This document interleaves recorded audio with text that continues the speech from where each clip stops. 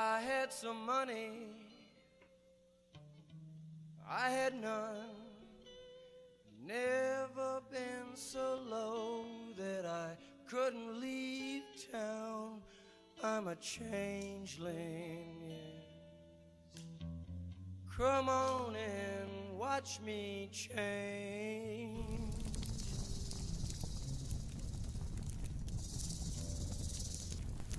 Here is Entropy again. I'm doing this one on my own. I wanted to discuss something that is very close to me, of course. I'd like to discuss the necessity of the, let's call it the dark side or the darkness that is prevalent in the world and prevalent in the universe. First, let me state that although this will appear on Lucifera's page as well, she doesn't necessarily agree with everything I say here. Our perspectives are different when it comes to certain things, the light side, the dark side. When I'm talking about today, and when I say dark side, I mean it more in a literal sense than in a figurative one. People of the light side, people who are light workers, use the term to sort of talk about ignorance, talk about people who are living in ignorance, people who live in what Christians call sin, people who live to manipulate and use other human beings for their own selfish gain. That is not exactly what I'm talking about, although these people are necessary as well. I'm referring to people who sort of work in the darkness for those in the light. This is a very difficult thing for me to explain. It's something that people who feel compelled and drawn to the darker side of our ultimate existence, our ultimate end, our ultimate beginning, which is the void for those of us who are of the void. When I say void, it is the same. It's the same thing that Kabbalists refer to as the Dat, and what Buddhists refer to as nirvana. This is a place where ultimately it is a cessation, really, of the existence as we know it. This is a real indication as to where it is that you are from. I can classify things in dualistic terms here and say that if you are a light sider, that you're from the high heaven, the pleroma, and then if you are somebody who's, for the lack of a better term, a dark sider, you are from the void. One of the indications, I believe, to me is, and you can see it a lot with people who have become fed up with any kind of organized religion, especially Christianity, that they look forward to a time when there is a cessation of existence. And this is essentially what the void is. I can't explain it. I know what it is. I can't explain it. It's not exactly complete cessation of existence, but it's a cessation of existence as we know it. If the idea of dying and living eternally is something that's frightening to you, then you are of the void, and it makes I think a lot of people like that, like me, feel somewhat out of the loop and pushed aside when it comes to lightsiders, because they don't seem to realize just how significant we are to them. Let me give you an analogy when it comes to what I am talking about, the the essential part of that the dark side plays.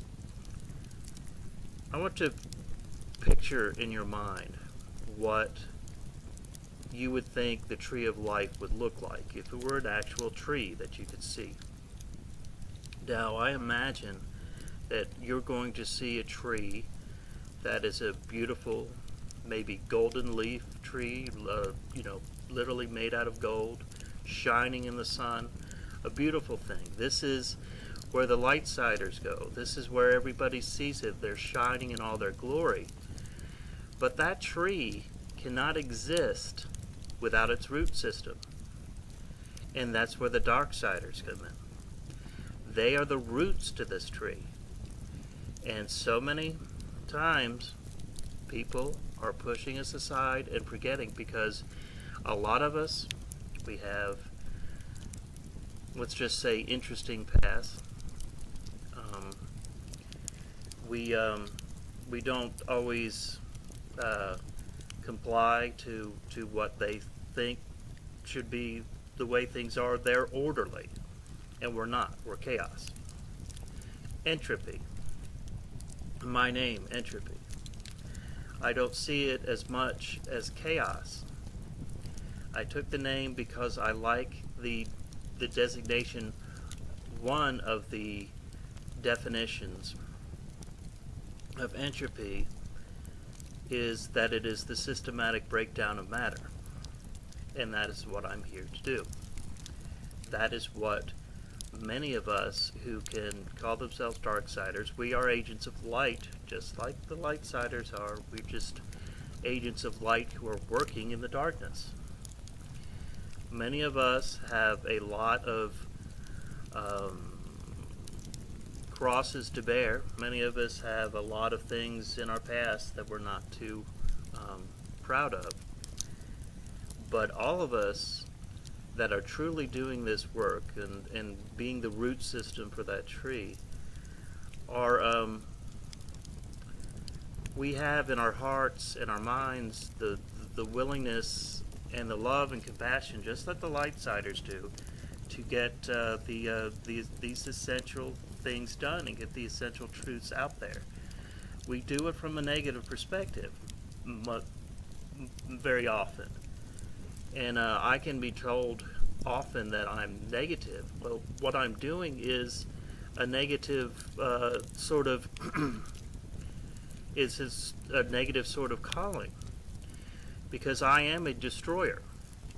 Now, I'm not destroying things physically in this life, not in this incarnation, but I am here to destroy people's perspectives. I am here to destroy their perceptions, their Christian constructs, mostly Christian, in their mind that tell them certain things that aren't true. So I'm here to destroy that. To those of you who think of yourself as lightsiders, call yourself workers of light, you need to take into account that if you are afraid of the darkness, that you are not going to see the highest heaven, Pleroma, not after this present life. You have to learn to, get some guts and actually be able to walk in darkness to find the light. The only way you can find the light is to walk in darkness. That is essentially what Lucifer and I are doing. I am the tunnel, the darkness, the darkness as in the Kabbalah dat, where you have to go through the void in order to reach the highest crown, the highest of the tree of life. As far as a destroyer is concerned, people have a very negative connotation when it comes to that. But lightsiders, you have to realize that if you believe that you're going to walk in a new world and a new age, and you're going to have all of these things that you picture that's going to have, utopian society on this world, you have to realize the only way that's going to happen is for the old society to be destroyed. You have to have it destroyed. And in order for it to be destroyed, you have to have people who are working on your side, who are willing to do things that you light-siders are not willing to do. As long as we are human, we have to accept that we are all, we have both aspects of light and dark within us. And honestly, being a Zen Buddhist and looking at these things, whether it be ultimately nirvana, or whether it be the pleroma or something else after this life, I personally don't concern myself with it very much at all. We need to live in the here and now, because that's the only thing we know. We only know the now. We only know the present. So I just wanted to get a little bit of my perspective out there. I know that eventually, and there's no way for me to know for a fact that it's going to be in this or the next generation or the generation after. I know eventually that this world is going to have to start to completely crumble and be destroyed, as far as the society of this world, that is, the infrastructure, the governments. It has to be. There's no other way to set up a new utopian society where people can be accepted for who they are, and can be accepted for what's in their heart, and not necessarily even the mistakes they've made in the past. So I want to call on people who call themselves light-siders to look at things from a little bit of different perspective. I think my analogy of the tree of life is a good one. You have to have roots to that tree, and those roots are in darkness. Those roots supply necessary energy to the tree. So consider, a magnet has a positive and a negative part to it. If it doesn't work otherwise, it wouldn't be a magnet. So when you're concerning yourselves with things of the pleroma and star seeds and these other things that you discuss, keep in mind, the only way that you are going to see the light and be part of that light is to go through the darkness. There is no other way. I'm not telling you what I believe, I'm telling you what I know. And whether that comes in this life or in another one, that's what you're going to have to do eventually. The Buddha did not obtain enlightenment until after he went through what he went through. He almost died, killing himself, starvation. Just consider. There is a quote, I'll find it, put it up. There's a quote from a very famous founding father. This is a quote I've lived by for a long time. I read this first probably in high school.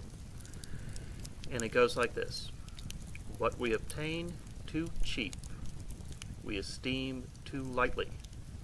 It is dearness only that brings anything its value. You are not going to be given the star. You're not going to be given the sun. You're not going to be given the light bearers, without first going through struggle, first going through darkness in order to obtain that. And if you are afraid of the dark, and I'm speaking literally, if you are afraid of the dark, then you are not going to see the light, not in this lifetime. So, just a little bit of a different perspective than you're probably used to hearing, and something to ponder on. Of course, I don't necessarily believe that all of you are going to agree with me, but I can imagine that this is certainly going to spark some interesting discussions. I certainly hope so, and I am available to talk to talk to you about this. I look at Lucifera and I, and any couple, I believe, that is really doing work like this It really needs to be a couple in my mind, male and female, as the yin and yang. I would be the yin, I guess. I guess the yin is the dark with a white spot, and she would be the yang, the white with the darkness.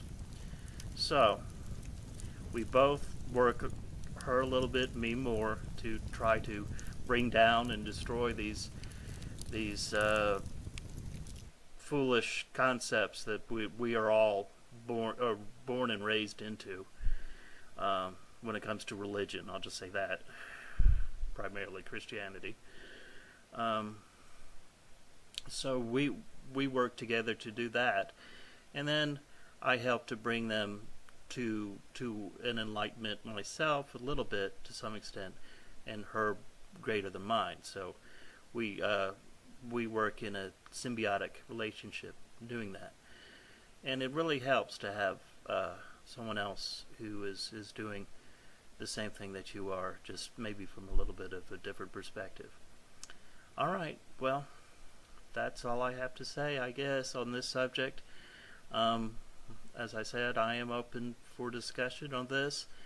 I think I could find many of you having very interesting perspectives of this, and I am more than willing to discuss it.